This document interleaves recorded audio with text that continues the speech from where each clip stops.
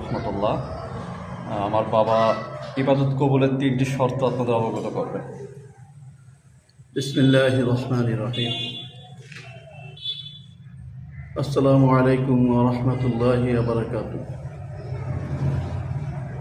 ইবাদত কবুলের শর্ত হচ্ছে 3টি। 1 নম্বর শর্ত হচ্ছে সহি নিয়ত করা। নিয়তের ভিতরে কোনো সন্দেহ থাকবে না।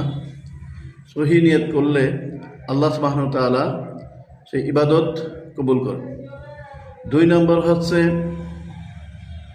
আল্লাহর রাসূল সাল্লাল্লাহু আলাইহি ওয়াসাল্লামের তরিকা অনুযায়ী আমল করা। রাসূল সাল্লাল্লাহু আলাইহি সাল্লামের তরিকা ছাড়া অন্য কোনো পন্থায় কোনো রকমের কোনো আমল করা যাবে না। একমাত্র রাসূল সাল্লাল্লাহু আলাইহি সাল্লামের তরিকা অনুযায়ী আমল করলে আল্লাহ সুবহানাহু ওয়া তাআলা কবুল করবেন।